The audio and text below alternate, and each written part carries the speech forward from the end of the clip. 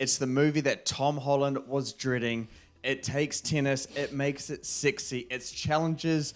We've seen it. Let's talk about it. So, Challenges follows Tashi Duncan. She is a tennis prodigy who becomes a coach due to a career ending injury.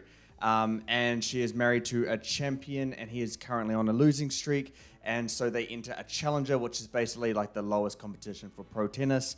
And things get interesting when his opponent is his former best friend and Tashi Duncan's ex-boyfriend. So, Nayan, I had this in my top 10, man. I was excited for it, but oh my goodness, I did not expect a movie like this. Let's hear what was your overall thoughts about this one? Yeah, I sort of wish I had it in my top 10 or honorable mentions. No way, it was absolutely, it blew me away about how good it was. And I think the thing that I really enjoyed was just the way the whole thing was structured. Because I know some people don't like this type of, the way that the film goes, is the structure in it. But this film absolutely played it off, in my opinion. So it's pretty much, it takes place over multiple timelines within the 13-year span. Yeah. And it breaks it down to like 8 years, 3 years, a week, a day, stuff like that. And it keeps like interjecting between each timeline, but the transitions just seem so seamless. So that is probably one of the major things that I took away from this film, along with the story as well, was fantastic as well. You know, just the way it weaved in between each of those timelines to get to where it was now was absolutely fantastic. But yeah, I think just the editing of jumping between those timelines is just so good. Like, you never really feel like out of place or anything. You can like the way that the hairstyling, like the actors actually look really, really young in the past, and then they look older. Did you notice that as well? Did you like the editing when the timeline jumps? 100%, yeah, and I've made sure to note it down on like points to cover for this review, bro, because the editing's phenomenal, man. It's so good. Like, I was never lost in the story, but the thing that I loved about it so much, in terms of the editing, is that you know immediately what this movie's about from the get-go. It's about this match, and the match takes place in different segments throughout the movie. But as we go in and out of these different periods of time, the stakes rise, the complexity and those dynamics change in multitude of ways, and it makes it, you know, incredibly complex, super interesting, and then ultimately you get an incredible payoff, like the final like match set, whatever the hell tennis is done by, and I think it's done by set A. Yeah, so the final set's like super intense, and it's not intense just because of the brilliant filmmaking behind it. It's tense because we've got to see, you know, these characters shift and grow and their relationships change, different dynamics all the time. And, you know, when one of these things is that the characters become, you know, very complex, and part of that complexity is the love triangle aspect behind it, in terms of, you know, you got Zendaya's character and then Josh O'Connor and Mike Faist's character. They're all in there. How do you like the dynamic between those three and how all those relationships worked together? Yeah, I thought it was really well done and well acted as well. Like, all three of them had chemistry with each other. And all three, chemistry was not the same, was completely different. So I thought it was absolutely fantastic in the way that it was played out. You know, like the relationship Zendaya has with Patrick is like a bit more aggressive, yet the relationship between Zendaya and Art is completely different. It's more of Zendaya taking control of that relationship and just Art being like a yes man. And then the relationship between Patrick and Art themselves is just like, just two lads. It's just us, you know, just goofing around, like playing around with each other, making fun of each other and stuff like that. So each one of those relationships was absolutely done really, really well, in my opinion. Yeah. No, I completely agree. And I just love the complexity between them and how they change over time. I think they're done. It's just a super interesting way. You know, when you hear a movie like Challenges, it's about, you know, a tennis player and then, you know, two love interests. It's like this cannot be that interesting. But, you know, you got Luca Guadagnino behind it. I think, you know, with these characters, he made it super interesting and one that we were invested in. And therefore, you know, that tennis action became so, like, extremely compelling. I would honestly say, in terms of sports action in a drama film, this has got to be top 5 in terms of the most intense and well done. Just the action alone and just how invested you can be. Like, I can't even recall certain sports dramas that do it well. But is there anything that you could compare it to in terms of how compelling the sports action is in this? Nah, none that comes to my head. If I actually have it in front of me, I might be able to have a look at. But nah, man, it did it really, really well. I think the main thing in regards to how it gripped you into the sport of tennis was the cinematography and the way that the matches were shot. The camera was placed right in front of the other player, and whenever the player hit, the ball came zooming at your face, and you literally flinch trying to dodge out the way because you think it's coming at you. It's insane. And then there's real creative ones where it's from the player's point of view. And then there's one from the ball's point of view, and it's just the ball's point of view like that. Holy shit! The cinematographer for this, I'm not even going to pronounce that name, but kudos to them, and I hope they get more jobs in Hollywood, because that was one of the most creative things I've seen in so long. Those shots, and because I was so invested in those shots, I didn't even get to take in the normal standard cinematography. There was main ones I took notice of was when it went right up to bird's eye view, and you see the players playing in between that, and then there was another one where it was underneath the tennis court, so the player was bouncing the ball, and it was just real buzzy because you're looking at it from up, and you can see the lines and everything. So the cinematography in this is just next level. It's crazy good, man. Some other shots that I remember, just the sweat dripping on the camera lens. It's just done so good. Looking down, you're 100% correct. The cinematography makes that tennis action just so gripping and super intense. The ones that I really loved was, you're going, I don't want to give too much away, but there's a match in this, and it's the two characters playing tennis. It's a super intense one, and they're doing, really explosive lateral movements. And as their, knees go and extend, the camera slow-mos on it, and you almost feel like they're this close from a major injury. And it's just, the editing with that, it's just so well done. And you're just oh my goodness. Yeah, it's so good. And then stuff like you mentioned before, when you're the ball and the first person view, it's just really creative. And it just, there's so much tennis being played in this movie, and I think that the way they did this by having all these different kinds of way to show how tennis can be, I guess, visually put on the screen, I think it just makes it so much better. Let's get around to the actors, because you got Zendaya in this, basically the lead role, and then the two supporting with Josh O'Connor and Mike Faist. Was there any standouts in there for you, and what do you think overall about each major actor in this one? There wasn't exactly a major standout for me. I think they were all just on par with each other. Obviously, Zendaya did a lot of carrying herself in this film, and it's absolutely weird seeing her play the role of a mum, but just because of how baby face she is, and how she just plays a teenager in the Spider-Man films. So that was a bit weird, but she actually did that really, really well. She did that real, that heartbroken, my career ended so at a younger age that I just need to fill my sporting void role really, really well. And she did that by pairing up with art and just, her no-nonsense sort of heartless sort of take to it. Josh O'Connor as Patrick, he did fantastic as well. The next two, I think they are just, they are ones to keep an eye on in the Hollywood scene for sure. But Josh O'Connor played that real goof jock. Well, not jock, but that real jokey sort of character really, really well, but can be serious when he needs to be.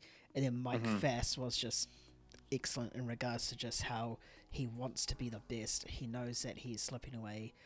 He wants to just stop playing tennis so he can spend time with his daughter, but he's just under so much pressure from not only his wife, but from the whole world, because he's just one slam away from completing the World Slam.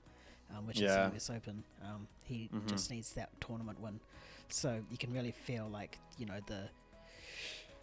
the pressure that he has, and then also like his sudden turn off his relationship with Patrick, how they were like really really good buds, and then it just turns suddenly to like he's just absolutely cold towards him, like can't even look him in the eyes, doesn't even acknowledge his existence. He does that really really well too. Yeah, yeah. All three of them are great. I think Zendaya is fantastic in this role. The character changes a lot from the real start of the film, or I guess start of the timeline to the end of the timeline, and Zendaya does it perfectly. The one thing I just love about all these performances is they just, all three of them just slip so seamlessly into their character. It's like I'm not even like watching those actors play that character. They're just those characters. It just feels so natural, and it's just really well casted overall. Josh O'Connor, he hasn't been in much, but he did win an Emmy for The Crown, I believe. So yeah, definitely be on the lookout for him to start making a name for himself in the film industry. Mike Faist, he was in West Side Story, and pretty much a really loose supporting role. He's going to be big time as well. I think this movie will do big things for all of them. We touched a bit on the production design through the different timelines of things, and yeah, anything else to add on there regarding the production design? It feels also natural and fits in with how things progress through that timeline. It does, and I really like the time that it was set in. You know, it was set in 2019, and then 13 years back. I can't quick math, so let's just say it's 2006. Yep. Yeah, there you go. There you go. 2006. And then just everything about it, from the costuming, like fit those time periods, along with the music as well. I mean, that's another awesome part of this whole film is the score and music. You know, like I'll get into the music first before I go into score. The music was fantastic. It was like that real nostalgic sort of for you and I sort of film music. You know, similar to Saltburn, how it had like those classics from 2006. You had your classics throughout these periods too. And then that score was just jaw-dropping about how great it was. It felt out of place, but not at the same time, because it's like really fast beated drums, and you'd think that would play during the tennis scenes where tensions are high, but it's like just during talking. But the dialogue that's being said is just so good and gripping that it just fits. Like, you know, it doesn't fit in the scene, but it just fits. Right. It's just so good. And I was like, real like old school. I don't almost want to say like 80s to 70s sort of era type beats without any. Yeah, it felt real like trance, like, you know, something you'd hear in like a club. Yeah. But yeah, no, I completely agree with you on that. In terms of the score itself, brilliant stuff. One of my favorites of recent memory. It's just, I've already listened to it today because I just needed to, listen to that stuff again. It's so good. It's not one where you would listen to it and be like, oh, that fits in a tennis movie, but gosh, it really does here. He makes it work. Although I am as great as it is, and it's really one of my favorites. It does feel out of place at certain times, and like you're saying, over the dialogue, I think it does overshadow some of the dialogue at times as well. So if I had to give it a bit of a hit, it would be on that aspect. But otherwise, whenever it's used, it's super, super gripping and just blends really nicely into the movie. But, we're saying so much good stuff about this movie right now. It all comes from that director, Luca Guadagnino. He, I don't even know if you've seen any of his movies by now. Call Me By Your Name was his best one. This is probably his best one now, at least to me. But boy, what he does with this, it has such a style and such an energy and an elegance to it. I really loved on how he put all these aspects that we've just covered all into one movie and edited it that way. How do you feel about, your first Luca Guadagnino experience? Yeah, it was a fucking fantastic one to go into, I guess. If you're saying it's like one of his best films, then yeah, it's an awesome one, and I sort of want to watch his other ones now just to compare. But the way he brings everything together is awesome, and I hope we see more of it in terms of, not the mainstream Hollywood directors sort of scene, but those mid-tier ones like Damien Chazelle and Wes Anderson, where they're like indie directors, but they still have their foot within big Hollywood projects as well. So Yeah, I'd they really can command like a decent budget. Yeah. That kind of, yeah. yeah, so I'd really like to see him get more work in, just see what he really can do. Yeah, 100%. Because you know, you hear a movie with a plot like this, and I can easily think of like, you know, any other, you know, generic Hollywood director would make something that would be like fine, it was good, but like ultimately boring. I think what he does with this one just makes it so damn interesting and entertaining. Very, very gripping. One thing I want to cover off before we do get to our scores and finish our review here. This movie was delayed last year. It was going to be entered into the film festival circuit, trying to get into that Oscar conversation. Any Oscar potential for this movie? If it did release last year, and any it could, you know, contend with this year. Probably production design, cinematography, and score for last year. Same for this year as well. I think it might have a decent shot. It may not win, but it might have a decent shot right now with the stuff we've seen to either win or definitely be nominated.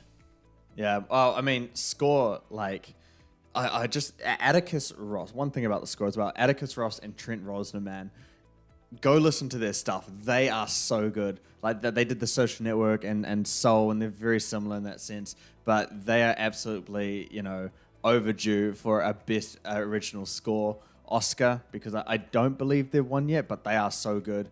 I just don't think with Dune out that it has a chance this year, or any of those things that you said. Yeah. Nominated for sure. I think it deserves it.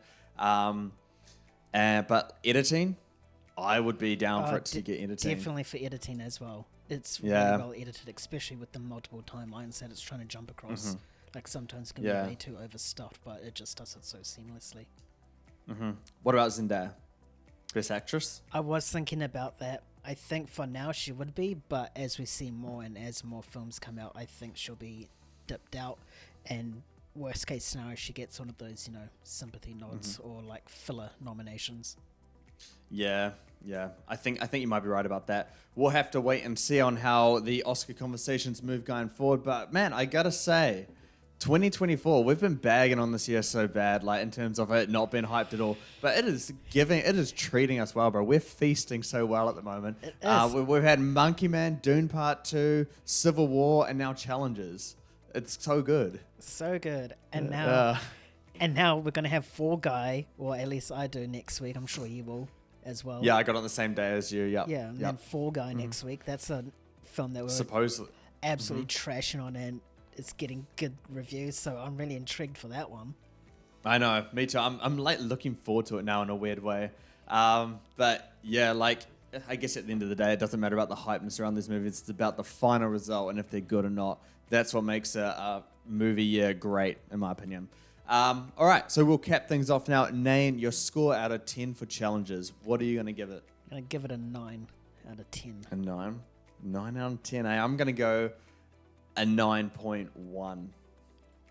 That 0.1 above me. That 0.1, I have to have it above you, but no, it is absolutely deserving of it, man. 9 out of 10 is just, it's a very high one for us. I think, you know, Rotten Tomatoes is extremely high now. It's like 8.4 or something, average rating, which is extremely high. Yeah, so absolutely worth it. Anyone who is a fan of tennis, this is an absolute must. You can't see it. Also, it's one you want to see on a big screen. I don't actually think this is one that you can actually just wait for streaming, because the cinematography and the sound are just so good. I think you do actually need to go see this in cinemas to really get that full experience with it. Yeah, if you're a fan of sports, tennis, Zendaya, Luca Guadagnino, all good reasons to go see it. If you like good movies, go and see it. If you like bad movies, go and see it, because we need more movies like this. We need studios to give these kind of directors good budgets to make good movies like this. So yeah, that's all I'm going to say. Thank you guys so much for tuning in to our review for Challenges here. Me and Nan clearly both love it. If you loved it, if you're looking forward to it, whatever it is, whatever you thought, or if you're going to go see it, just let us know down below. Comment below, and we can have a conversation about it. You guys know what to do. Follow us on Twitter, Instagram, TikTok, all those social medias at Movie Gains. If you want to listen to us instead, jump on Spotify, Apple Podcasts, wherever you pod from. We'll be there as well, or we are available on YouTube if you're listening to us right now. Otherwise, we will catch you next time. Thank you so much for joining us. Keep bringing the hype. Peace. See ya.